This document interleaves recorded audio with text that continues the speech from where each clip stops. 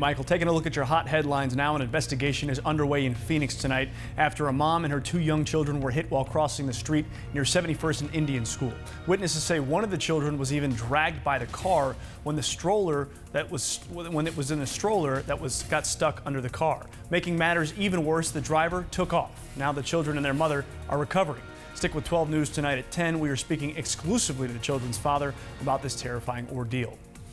And a man is in critical condition right now after being pulled from the bottom of a pool. Firefighters rushed to the scene at this apartment complex near 36th Street and Thomas Road earlier this afternoon.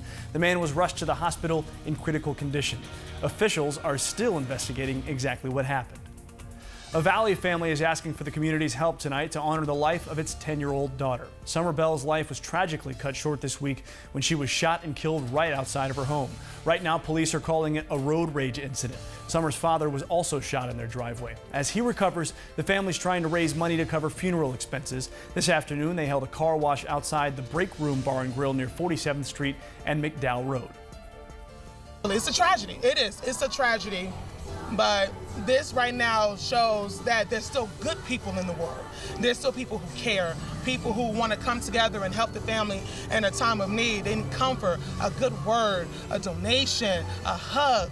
There's so many people who show their support, and we couldn't be more happy.